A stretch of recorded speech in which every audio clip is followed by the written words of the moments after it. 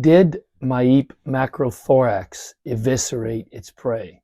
Hey everyone, Mike here with Prehistoric Magazine. Thanks for joining me for another video. Now, in this day and age of clickbait, in this day and age of internet articles, it's hard to tell sometimes if you're reading something that's truly scientific or if you're reading clickbait.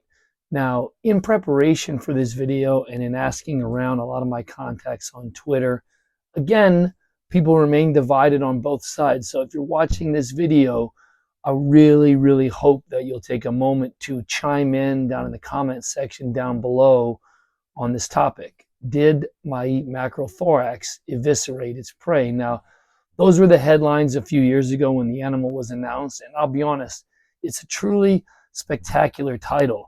You know, the idea of eviscerating prey with claws. You know, we all want storybook monsters. We want those movie animals that are just going to tear things to shreds and just disembowel them, like the Dilophosaurus did to Dennis Nedry in Jurassic Park, the novel. We all want that, but was that true and was that the case? Now, again, in asking around, very hard to tell. People remain guarded, but it seems to be that a bunch of people that I asked from the scientific community seem to think that Maip was using its long arms and extremely long claws that went upwards of 14 inches in length, to grip and hold the prey and kind of pull it in and bite down on it and use the teeth to deliver the death blow. So again, it's using its long arms with the 14-inch long claws, curved claws on the end, to grip prey, hold it down, pull it in, and use those jaws to come down and kill and deliver the death blow. So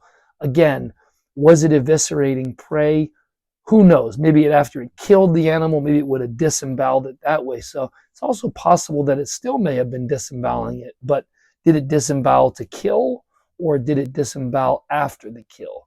You know, that's kind of like right up the alley of, was T-Rex a predator or was it a scavenger? We see bite marks on bone, but we don't necessarily know how those bite marks took it down. Did the animal actively take it down, or did it just gnaw and chew on it after the animal died? So I feel like that's that type of issue. But again, you know, this is also a video just paying homage to this animal, to this amazing Megaraptor, this amazing creature. It's one of the reasons why I started Prehistoric Magazine in the first place. And I'm actually busy writing an article on this very topic. Did Maip Macrothorax eviscerate its prey? It's going to be out in the October 31st issue of Prehistoric Magazine. Love to have you subscribe. Completely free. No pressure. It's completely free. Down in the comments section down below the link is. But again, to the topic of this matter, this was an amazing animal. 34 feet in length, about 11 feet in height. In the scientific community, it seems that the 5-ton estimate may not be accurately accepted. Seems to be about 4 tons. Most people feel comfortable that this animal weighed in at 4 tons. So why don't we split the difference at 4.5 tons? This animal would have weighed 9,000 pounds. That's about 9 polar bears. Think about that. That's 9, maybe even more than 9 polar bears stacked one after the other. So it's a tremendously large animal. And again, I think this is one of those animals that, if you're a T-Rex fanboy or a T-Rex fangirl, you know, you get caught on this idea of a real predator only weighs in at 20,000 pounds. That's probably the largest terrestrial carnivore of our time, T-Rex. I truly believe that. But do not let those giant estimates of T-Rex ruin an animal like this. This animal weighed 9,000 pounds. This was a truly terrifying animal. And again, it's one of the reasons why I started Prehistoric Magazine, just to tell these amazing stories that do not receive that much attention. If we do get a season 3, I think I'm not alone in that I'd love to see Maip in season 3 of Prehistoric Planet. I really believe this animal is that extraordinary to warrant the type of amazing CGI that we got with season 1 and season 2. But back to the question at hand, did it eviscerate its prey? You know, I think we all want this monster that's just going to take a claw and just disembowel it along the belly, spill the guts out, and then feast on that dead animal. I myself like to think that it probably was using those claws to grip prey.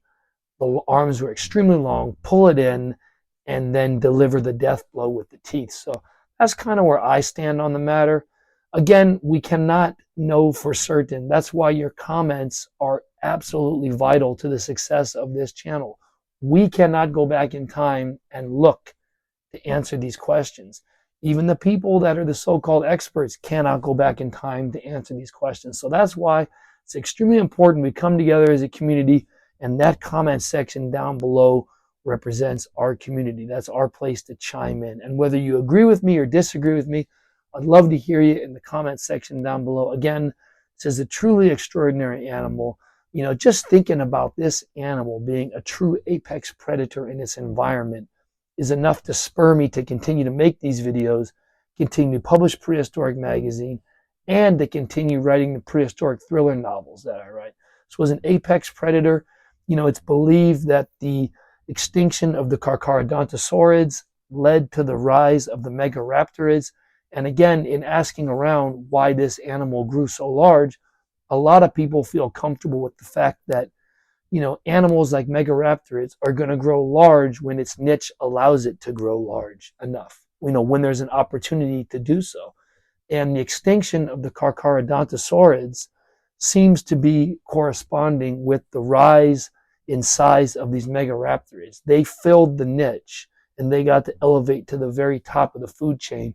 And this animal existed about 70 million years ago. So it is almost at the end of the reign of the dinosaurs. Maip Macrothorax, did it eviscerate its prey? Yes or no? Or did it use those long arms, long claws to pull prey in and deliver the death blow that way? Love to hear you down in the comments section down below. Thank you for all the support for this channel. See you in the next video. Take care.